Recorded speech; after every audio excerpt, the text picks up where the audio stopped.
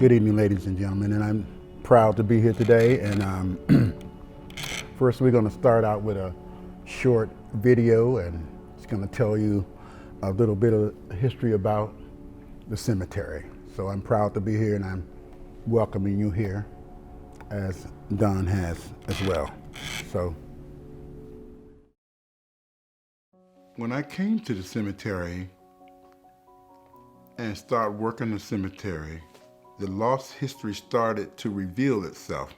So we met court because we had some confusion about the land at the cemetery, and for 4 years we were in court trying to deal with what was to be done about this land that we thought was part of the cemetery. And in that process, decision was made, and we did win a portion of the property back. The granddaughter of the Brauners, William and Laura Bronner, saw this in the news. So I was basically summoned by these people to come to their house in Belle Isle, and I went there, and they was not aware that their grandmother had donated this property in 1890, and was surprised. And when I got there, all of these items and things were given to me by the grandchildren. And more history started coming, and we got back to the point where it talked about the slaves, and slave records show they had 4 slaves at the time, and also the host community here in Altamont Springs, all that came into play because they were taking care of the cemetery at the time as well. Well, all of these items and stuff started to accumulate in my home, and I said, wow, there's enough stuff here. We could open a museum. And the idea came like a light bulb. I mean, well, really like a thunderbolt, you know. There were 9 shotgun houses in this cemetery that the African-American people lived in. And these were houses without bathrooms, running water, and they were called shotgun shacks. And they also would live in these homes and also maintain the cemetery. But most of these people that lived in these houses was poor, and they worked in the fern industry, or they were maids, things of that nature, so laborers. And I said, wow, what we're gonna do is we're going to take one of these shotgun houses. Since there were 9 in the cemetery, I mean, I was really going. There was 9 in the cemetery. Let's make a replica of one and make it into a museum. And we would call it Bronner House, a museum of historical facts. And that's where we are. That's what made me come to that. And I thought it was excellent to name it the Bronner House, Museum of Historical Facts, because they donated it for slaves.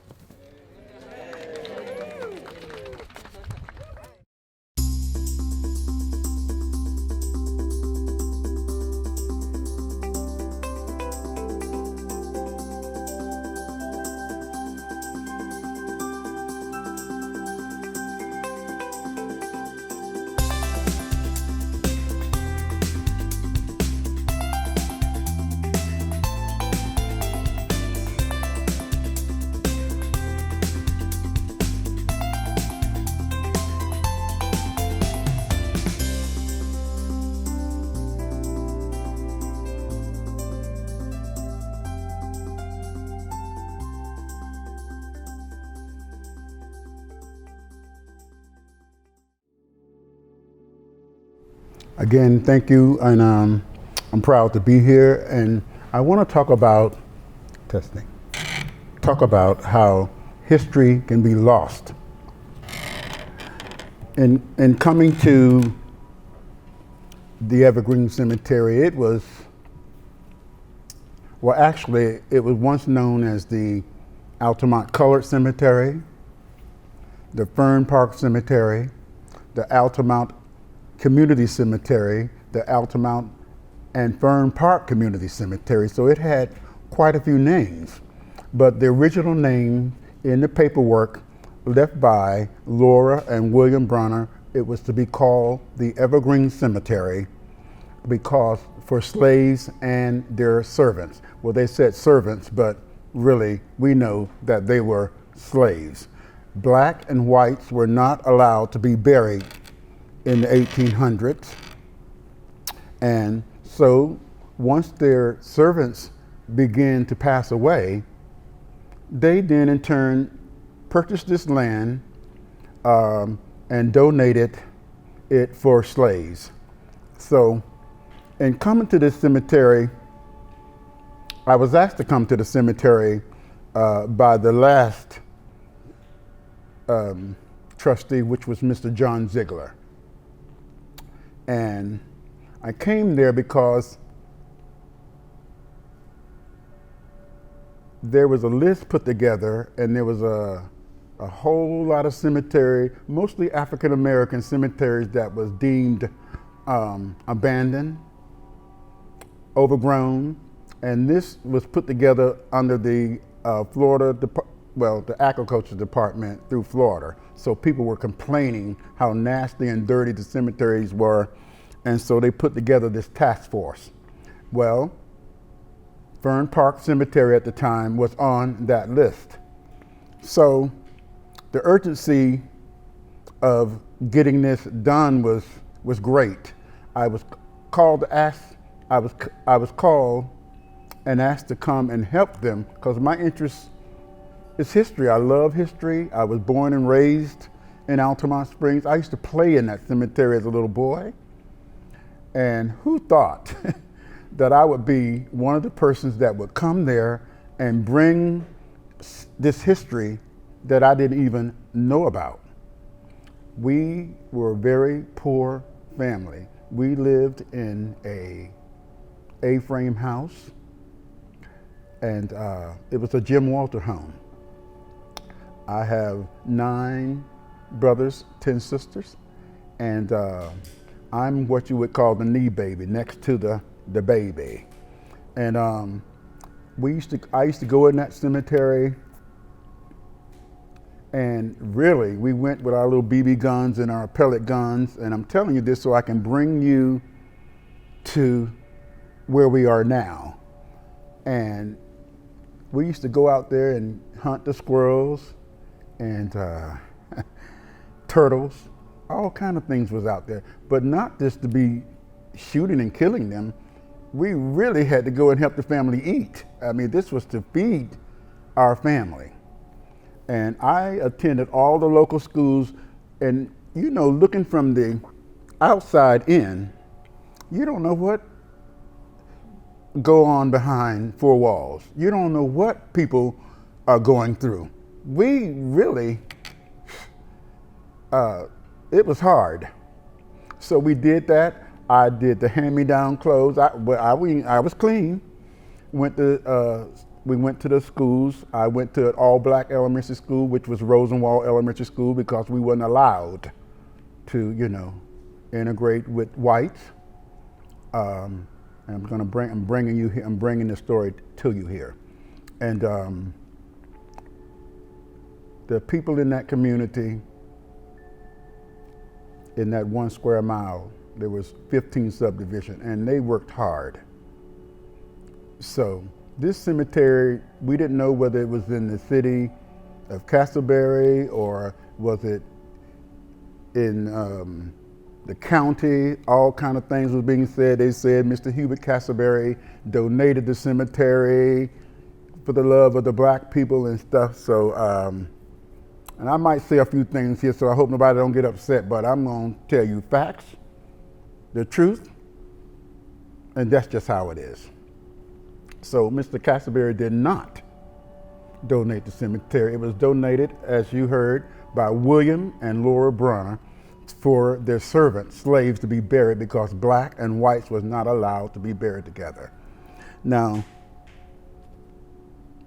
during that time, I was called to the cemetery because the cemetery was trying to be, you know, most of the cemeteries, people could come and just take them. So this is what was going to be happening to the Evergreen Cemetery. You got certain funeral home companies that was trying to take the cemetery away. Okay, here I come. So we intervened. It was urgent. And most of the people that ran that cemetery before me was very uneducated. You know, back in the day, they was only allowed to go to the 3rd grade. As I stated in my book, my mom was only allowed to go to the 3rd grade, my mom being born in 1927 and my father being born in 1905. You did what you were told to do if you were black. You did what you were told to do, or else you could lose your job or even die. You was threatened. And this was going on in the city of Casselberry, Longwood, Altamont Springs, and you hear people say things today,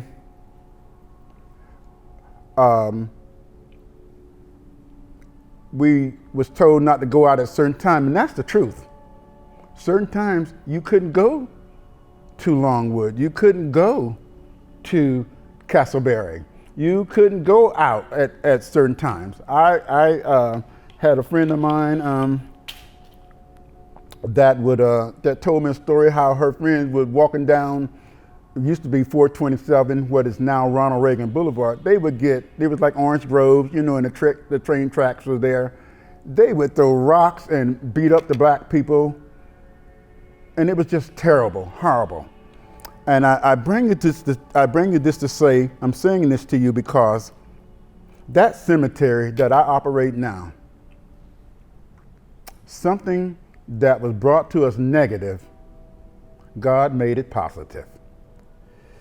Not only my family, other families went out there. We had to hunt, and I'm 62 years old, okay?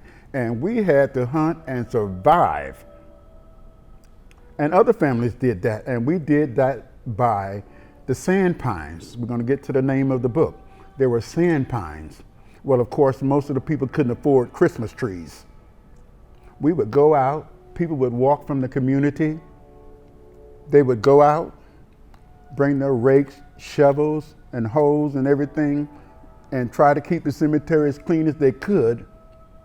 And at the end of the day, they would take a sand pine, a tree home for their Christmas tree. That's what they would use for their Christmas tree. And we also shared this by going to the town of Sanford in the Goldsboro area, where we used to sell the Christmas trees, not for a lot of money, but we used to sell the trees so we can upkeep the cemetery at the time.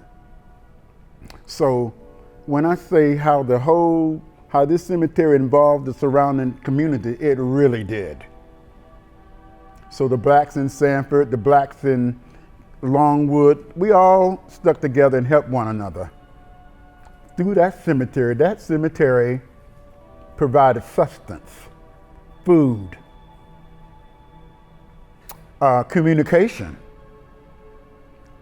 So I am honored to be able to take care of such a special place. And when you walk into that place, it's a feeling that comes over you, and you can feel the warmth, the welcoming spirit there. But it wasn't always like that. It was not always like that. You had the guys would come and ride on their horses with the hoods on, burn the crosses, run you down. And these same people that was doing this to these people worked in the fern industry in Casselberry, worked in that fern industry, worked for these people. And those same people that was doing these mean things were their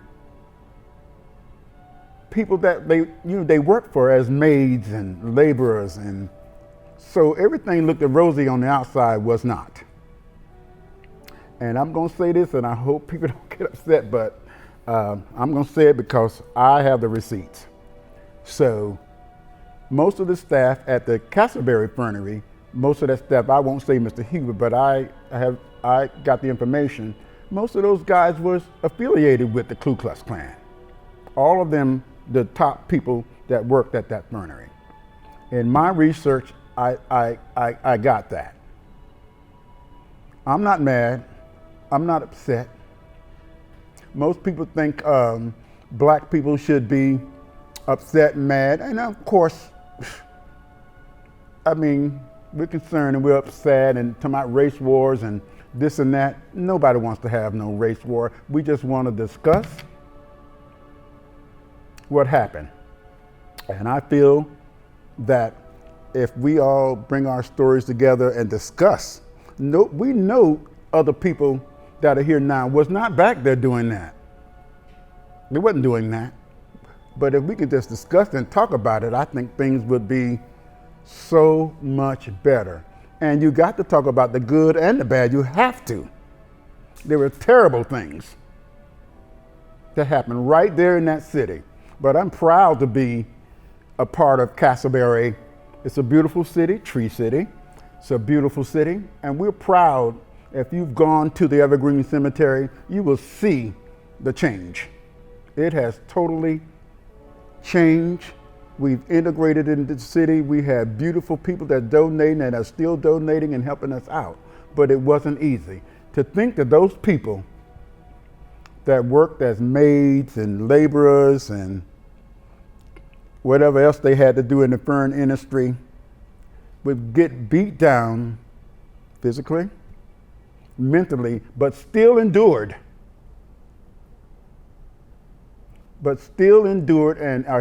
And made it through. That's a testament what God can do and how he can change hearts. Because some of those people back then, their heart changed, I'm sure. I mean, we're here. So everybody's heart wasn't all hard, but the people wasn't very nice. The people was not very nice to these people. So I want to say that cemetery was used for, people used to dump their garbage, their trash. It was a lover's lane. When I was cleaning that cemetery, I found yard waste, sidings from building, fencing. It was just terrible, just garbage. And that's how history can get lost. That is how history can get lost, being scared and afraid. Like I said, if you didn't do what you were told to do, you tend to hide things. Just like when I first came, I asked Mr. Ziegler, I said, Mr. Ziegler, I'm gonna need all the records about this cemetery. He said, okay, Alton, I'll get them. They're under my bed. They're under my bed in a shoebox. Ergo, Sand Pines, History in a Shoebox. All the records that he brought to me, he brought out this shoebox with just little meager records in them. But they had to do this to protect. You couldn't have like a filing system and stuff. People break in your house and take things and take it away from you. Didn't want you to work. And I'm gonna give you an example like the Wall Street thing. I mean, to tear up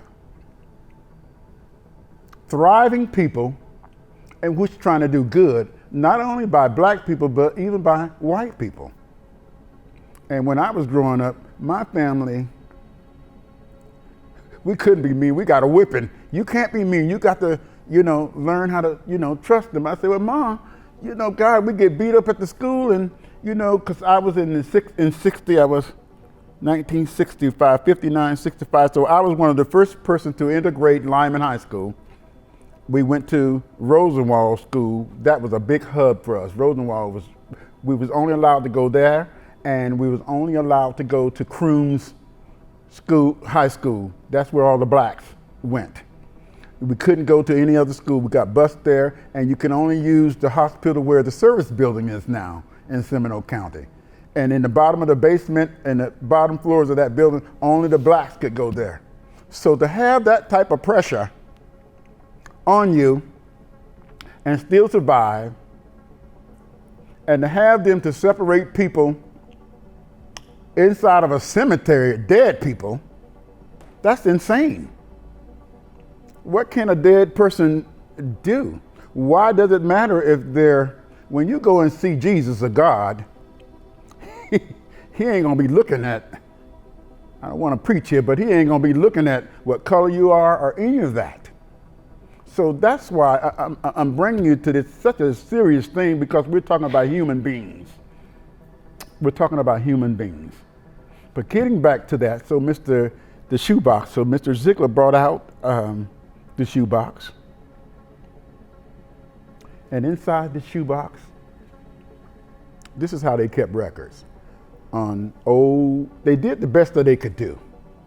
Because you wasn't allowed to have certain things, and you couldn't take just the little pennies and monies that you had and spend it on, you had to eat and do what you had to do. You just couldn't take, just spend money on that, a receipt book. So inside this box, they had old brown paper bag where they would get from the grocery store. They would tear these paper bags in strips, and then they would write on the little strips where the name of the person, where they was buried, how much they paid, and everything for the cemetery. Okay, I think that's smart. And then when they went to go to the store, like they would go to the super value store, the gentleman here, I'll think of him in a minute, that was on the corner of Ronald Reagan Boulevard now, which was 427. There was a store there, and the white owner, Mr. F.H., I'll think of it in a minute. He would go in and let people keep like a tab, you know you can pay, and then you can pay them later and everything. But they would bring the receipts home and flip those receipts over, and on the back of those receipts, they would do the same thing, log in the people that was buried in that cemetery. It wasn't really efficient because things got lost in that process. History got lost in that process. But this is what they had to do. And to think just that those little meager records, that's amazing. All you can say is, but God. That's amazing for them to have that with no education. And when I looked through these records,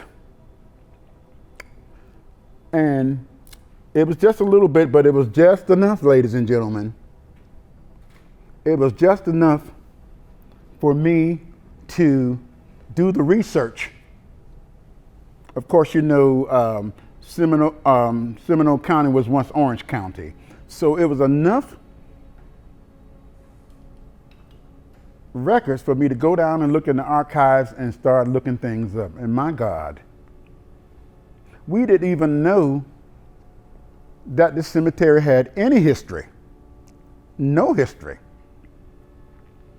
And that's how history is almost lost. You got people blocking you.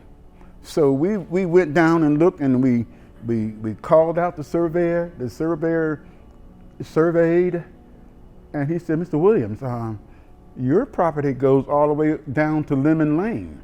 I said, no, it's just 11 and a half. He said, no, sir. It goes all the way down to Lemon Lane. I said, that can't be true. So he showed me. I was just devastated, teary-eyed, just devastated to know people was hiding things. So when I first come there, we went over to the city of Casselberry. Wow, these people, not the set of people there are there now, but these people was really not nice. It was, and I just got to tell you, because that's a part of the history, that's a part of what was going on at the time. What's blocking us didn't want us to get this history, but we dug and we dug, we dug and we dug. My car got egged 6 times. I would come home. Tactics that was used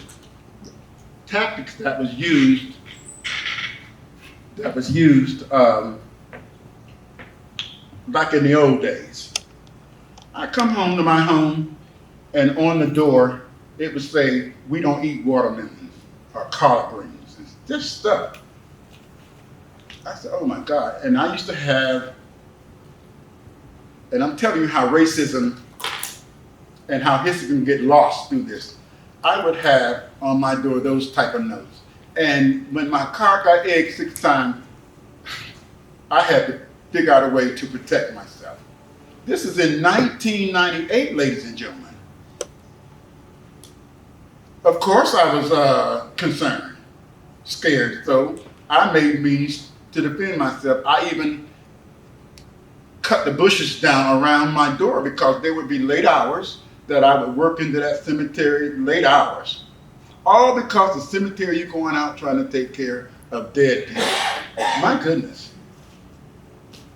This is how history gets lost, through education, racism. People being frightened. History can get lost. That's why that history, sand pines, history in a shoebox, that's why they put that in that shoebox, because they didn't trust anybody. But it was enough. 60 years later, here come old Alton. It was enough for us to get where we are now. It was enough for us to get on our grounds right now. It was enough that it got into the newspaper, and the granddaughter, as I explained in this video, summoned me. These people was back in the day, y'all. And they lived down in Belle Isles, down in Orlando. I went down there and went in their house. Very nice people. I was a little kind of intimidated because I didn't know this lady, the granddaughter, just like in the 18, hair up high, blonde hair. She said, "Come here, come over here. Come here, boy, come over here." And I don't let people touch my face unless, I don't let people touch my face. She did, and it reminded me of some of the movies that I saw. She did this and moved my head around. I said, I'm gonna let you do that, but I don't generally let people touch me. She did that, got comfortable, and her husband, who is still alive in his almost 100 now, we made friends with these people. They start pulling out stuff, I couldn't believe it. But they didn't know that the grandparents had donated this property. They really did not know. So for weeks, months, she said, "You can't take anything out of here, but you can." I had my trusted little camera, and I took my white friend with me because I didn't, that's just how it was. You had to, and some white people do black people like that. You take a black friend with you, tell the truth, so you can make sure everything's okay. Of course, I took my white friend with me, Tonia, and we took notes. It was so nice. They didn't even want us to leave. I think I went over there over a year having breakfast while I collected. They wouldn't let me record though, but I was writing my butt off. But they were very nice, and she since died. This is the granddaughter. Her mother was the daughter of the actual slave owners. So I've met these people. They've been kind. They've been sending me things for this beautiful museum that we're putting together. But I'm just telling you folks, not having an education and being pulled down, negative history, which has turned into positive history, that's amazing. That's amazing. So things that look good on the outside might not be good. And that's what was going on in the 1800s. That's what was going on in Casselberry, Longwood, all of that cemetery. So I was able, out of that shoebox, and Mr. Ziegler was in his late 80s, ill, kind of like, and I don't think the family knew. They might have made a mistake and threw these records out, not because it was something mean to do, they just wouldn't know what they meant. But we got there right on time. Getting back to the city of Casselberry, I was just shocked. I was shocked. We just got blocked, and it's in my book. I said a few names and stuff. I was just surprised the blocking and everything. We ended up in court, and 4.5 years. 4.5 years. Fighting just to get the history. Just to get the history about what people have done there. And we have now added this history to the beautiful city of Casselberry. It's important. You got some beautiful people that helped gain this history that's buried in that cemetery right now. My Aunt Beatty is buried there now, lived in one of those shotgun houses. So it's very important that you not put your history in a shoebox, because it could get lost. It's very important that we all talk to one another. Going back and forth and saying mean things is not going to get you anywhere. So I was just surprised, but we, as things move forward and progress, the people over at Casselberry finally got it and kind of helped us out. And the crew that we're dealing with now, just fabulous. So we are good. Things are going great. We have made that street. I mean, you need to go past and take a look. The whole street is beautiful. But it used to be wood. It took me 15 years to hand clean. I mean, you couldn't put tractors or anything because you didn't want to disturb the headstones or mess up anything, you know. So you had to hand clean. And let me tell you, I was so silly, guys. I wore a full, hot in the sun, put on a suit, walk around begging for money, but it worked. Begging for money, some good things came out of it. And one good thing came out of it was Mr. Ronald Warswick, the owner of Certified Slang. What a great man. He's no longer with us, but he was my last stop. I went up and down the street because we had to raise money to deal with Miss Lillian Self, who took us to court. We had to raise money. And it wasn't no fair game. It was a fight it wasn't good in the beginning, you know, so we had to raise money. They had more than we did. So we did that. He was my last stop, Mr. Ronald Warswick. That's why he has a spot in our museum along with other people, but he has a big spot. And I remember there were two blacks at his funeral, his maid and me. He's from the old, we had talks.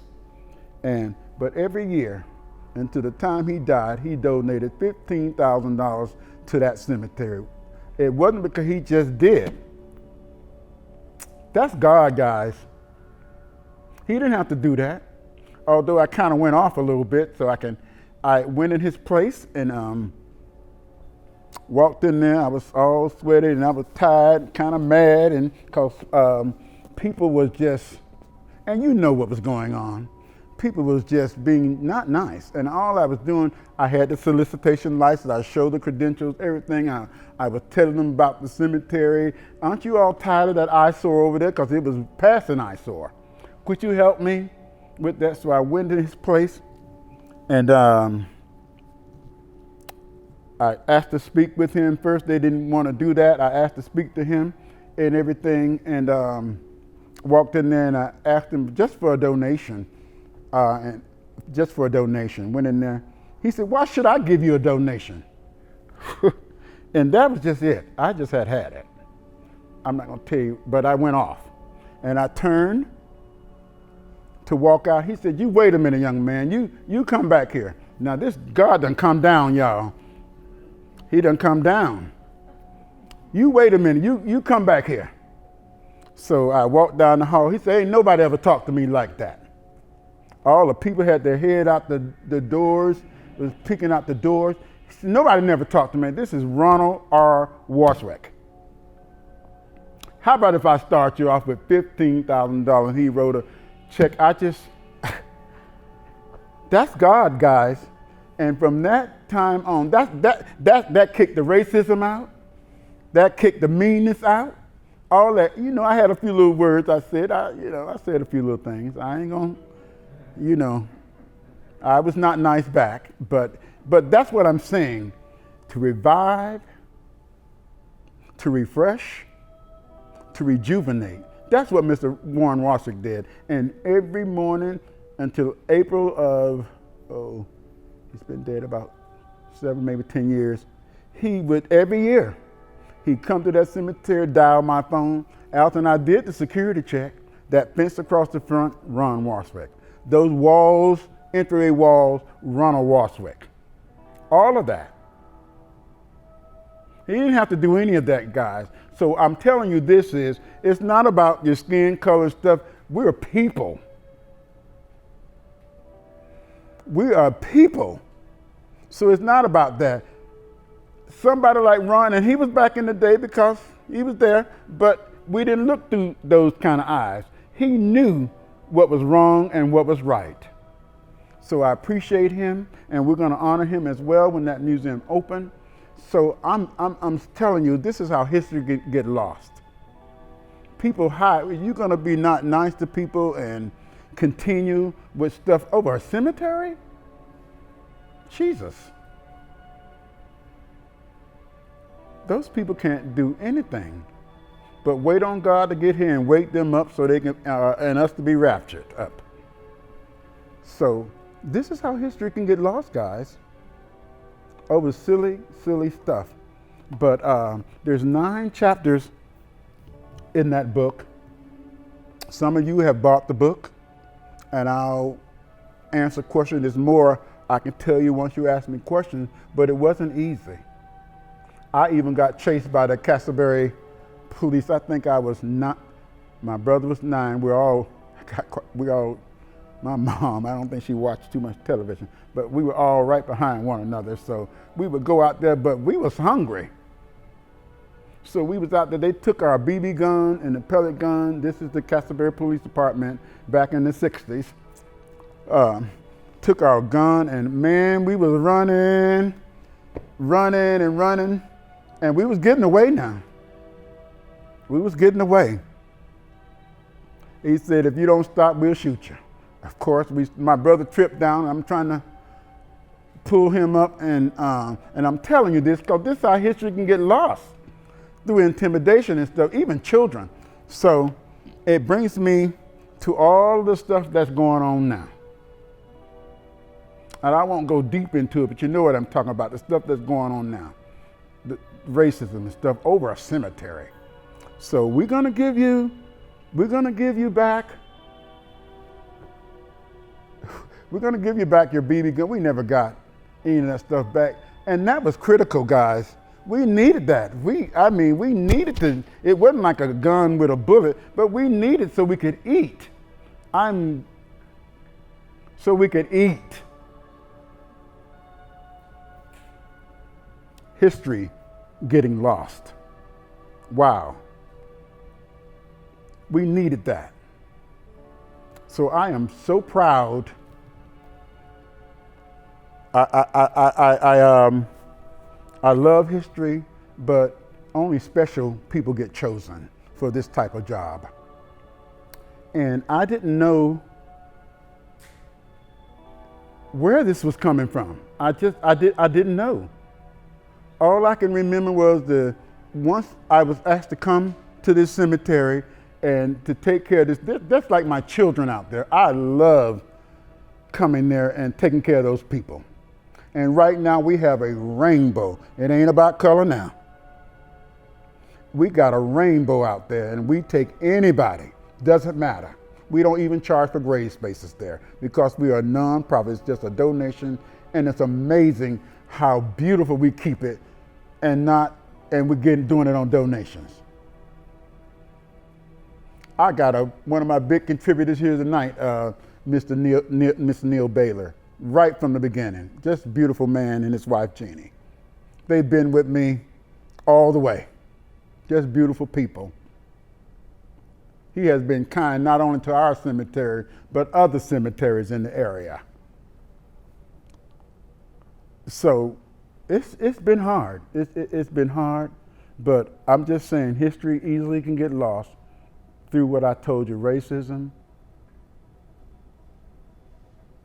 where people got to hide things, be afraid. And it started with black and whites being not allowed to be buried together. Can you imagine?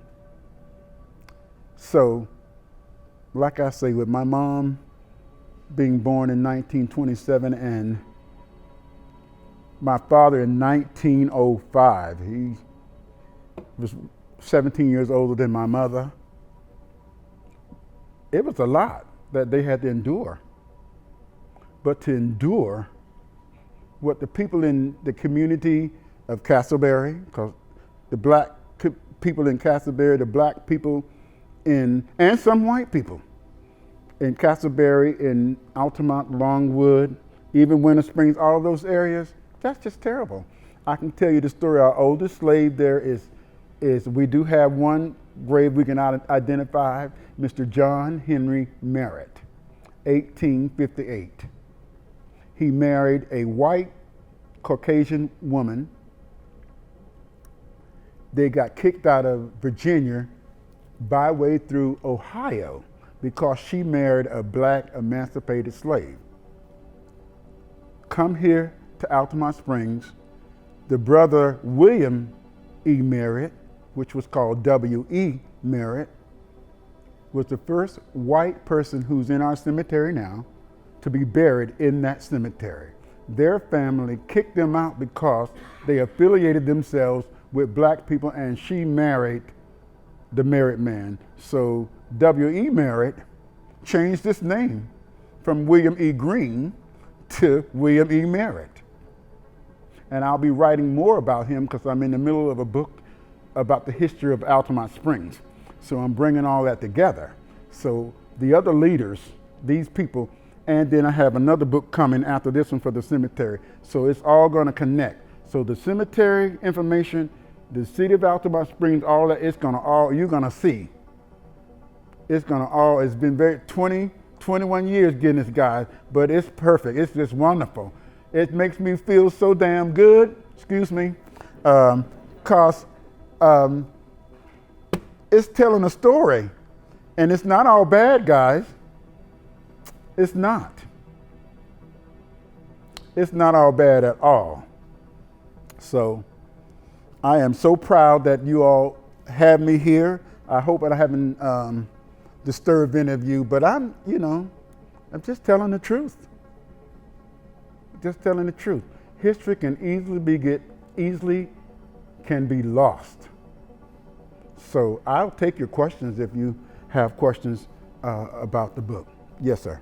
Alton, not about the book so much, but you just mentioned the Merritts. Is there any relation to those Merritts and Condor Merritt? Yes, Mr. John Daniel Merritt is Condor Merritt's father. And they're mulatto people. That means they're mixed. And his granddaughter, Mr. Condor Merritt's daughter, sits on my board of directors, which is Cora Sneed. She sits on my board of directors, so we got some good stuff, and I'm going to tell the history, so they're all related. Yes, ma'am, in the back.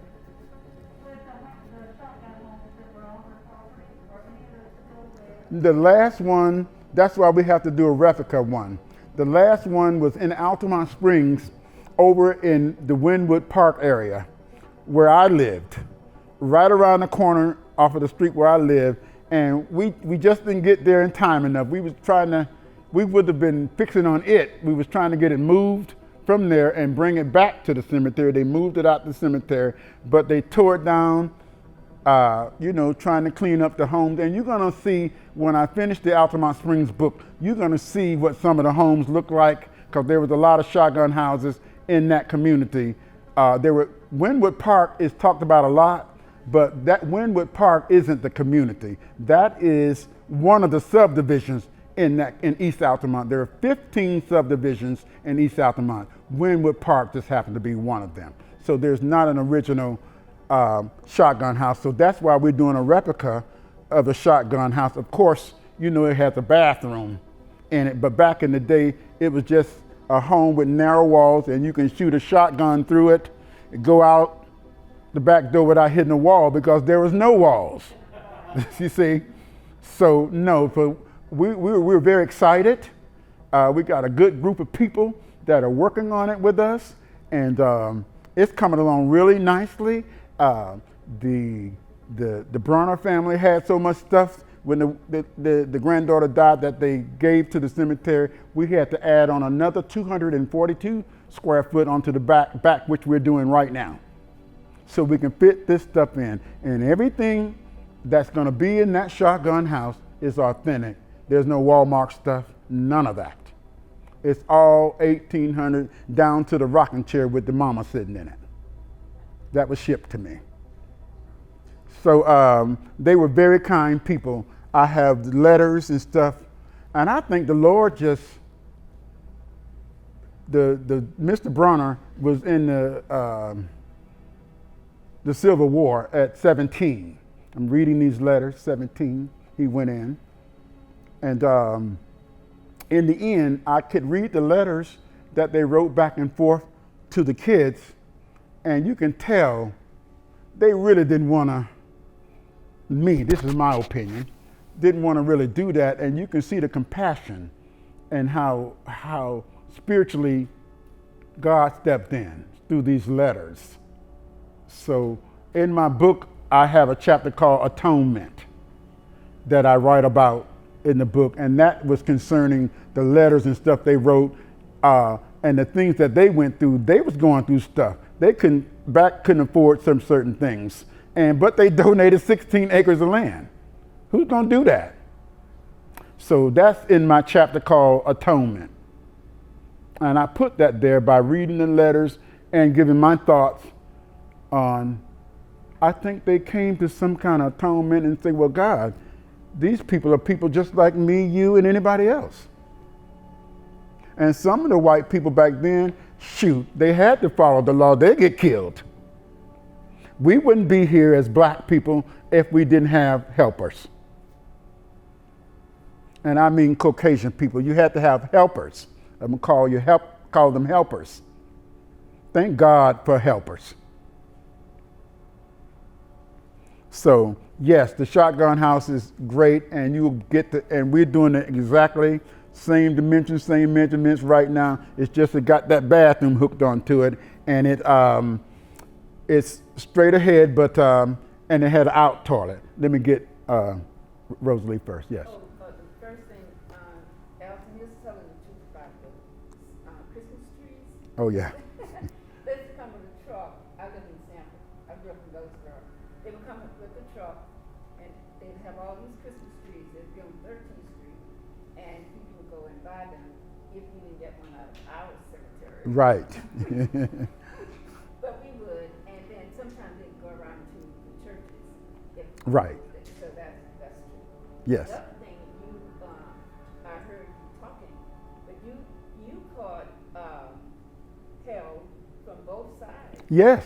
You caught hell Even from from Caucasians or white people who objected, but you also caught hell from black people. black people as well. All right, so he was caught in the middle of a lot of drama. Mm-hmm. And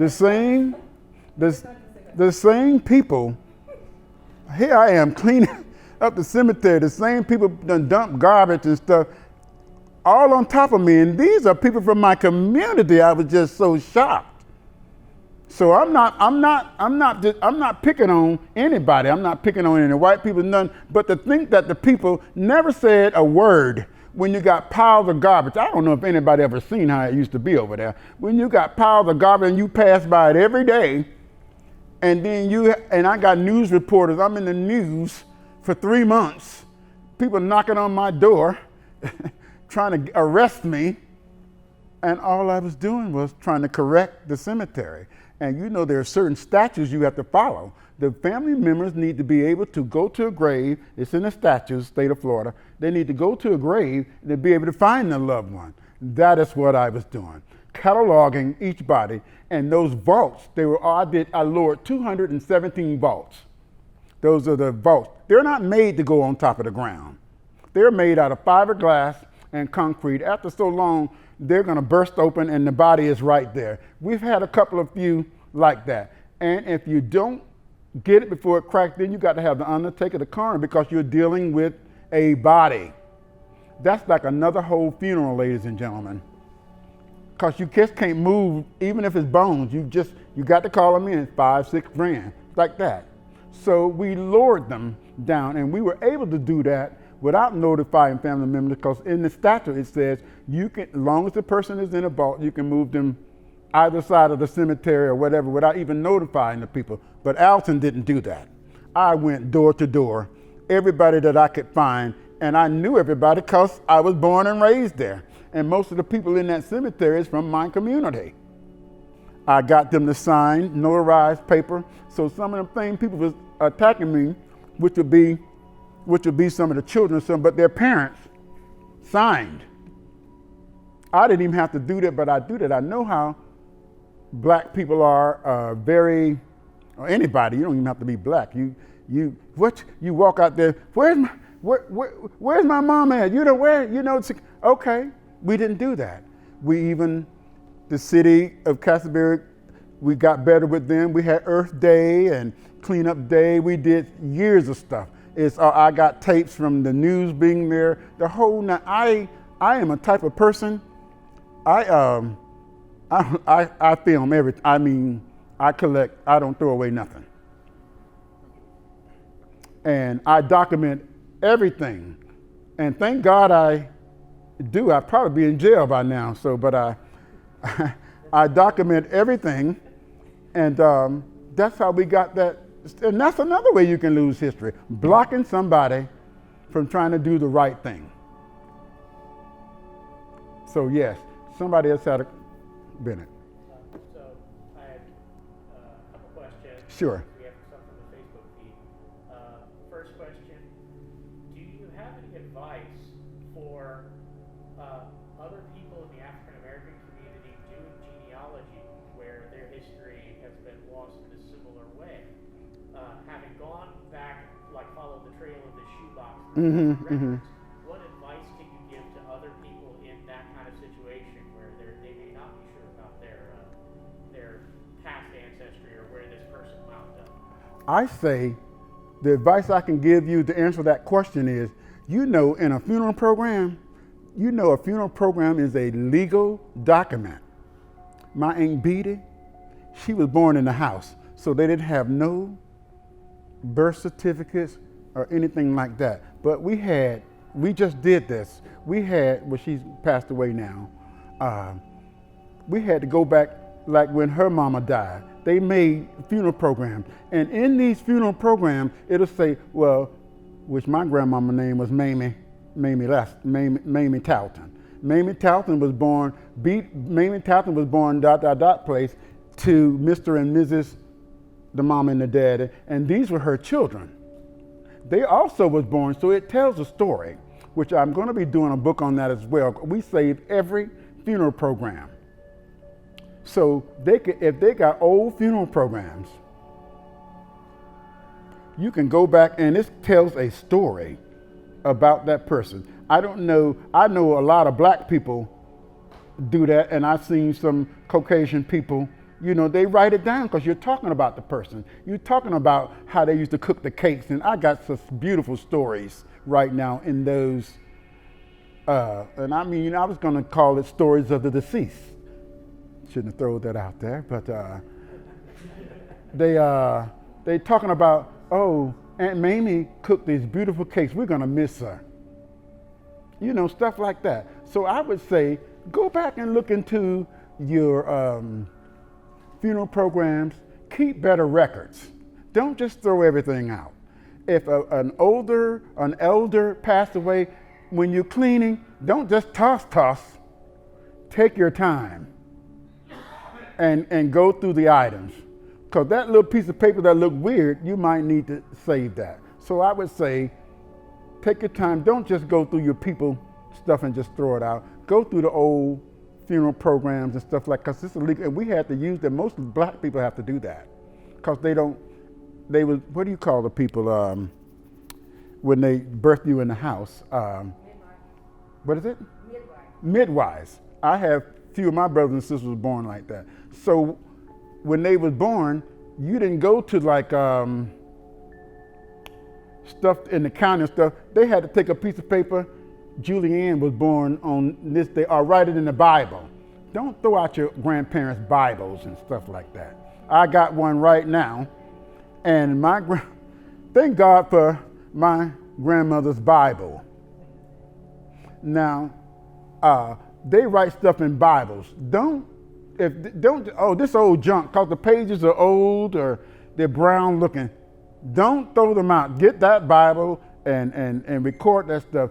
I used to go every summer to Macon, Georgia, and Warner Robin, Georgia, and my grandmother lived had a dairy and stuff, and we used to see all these white people on the wall. I said, Grandmama, why you got all these white people? She said, them your kin folks, fool. So I said, okay, but these was all Indians. They had the things on their head, and but they was whiter than you. And in that Bible, all of those people are in there. And her mother was on the Lamar Plantation, which is still there. There's a cemetery named after my great grandmother, the Lamar Cemetery in Houston County in Warner Robins, Georgia. So that information, that's how preserve your information. Stop throwing out everything. Yes. Okay, so you said on one hand, Alton, that your folks did not have an education. No. Okay, so who was writing in those Bibles? Who was it that was able to write? Well, they were allowed to go to the 3rd grade. So some of the records were crude, but it was enough to understand. And then you got some other people, you hear those stories about people candlelight and teaching the slave. Well, that went on. We were allowed, not we, but they were allowed, my mom was allowed to go to the 3rd grade. My mom came to Florida, didn't have no job, nothing. My mom worked at the Altamont Veterinarian, which is still there, for 37 years. And she looked at the pictures in the book, didn't go to no college or anything. She could take a dog and put him back together and sew him up, and I got stitches in my arm to prove it. And whipping on my behind for breaking out the jalousie windows because I lost my key. My mom put 6 stitches in my arm. You learned. How did she have time to work outside of her home? She did. It was lots of us, and having a kid year after year, that's just how it was. Year after year after year having children. And then where we lived, there's a Bubbaloo's Barbecue now. And then there's the Altamont Animal Veterinarian. We had chickens, cows, and pigs. I can make lye soap, I can can food, all of that. So we had to do that. You got a whipping. You learn. It ain't about, you got to do this, Alton. Well, I was Bo. That's my nickname. You got to do this, Bo, because you got to eat. You got to survive. We sorry to whip you, but you ain't doing it right. I hate lye soap to this day right now because we washed clothes with it. We took a bath with it. We washed dishes with it. It was very greasy. So when you slaughtered a pig, when we slaughtered a pig on our street, everybody did it at the same time, did stuff at the same, so you can share with the community. Some people just didn't have nothing. We had a garden bigger than this room. We didn't have to go to the store and buy vegetables. So on Sunday, the people would come, we trade the barter. You trade stuff. Miss Mary Ann would come over there. Miss Clara, can I to get the collard green peas? We had okra. I used to hate okra because it bites you. You have to pick it. So you go there and you share stuff that we didn't have. Like there was a man in the neighborhood had this thing where you put the sugar cane through and squeeze it and make sugar. So we would give him a bunch of greens or something like that. We get sugar and syrup and stuff. That's how we did. This was right there in Altamont Springs. And we had what you call up in the square, we had an ice cream parlor, a grocery store, and you will see that in the next book that's for Altamont Springs that come out. Ice cream parlor, drugstore, a movie theater, all of that. It got burned down in a suspicious fire. The whole thing, and I have pictures of that too. So the history is here. And so telling the history, that that was a negative part of depriving people from education, which caused the cemetery partly to be like it is too. If you can't read and write, I can go down, show you the paperwork, the deeds and stuff on some of that stuff. It has X's are my mark.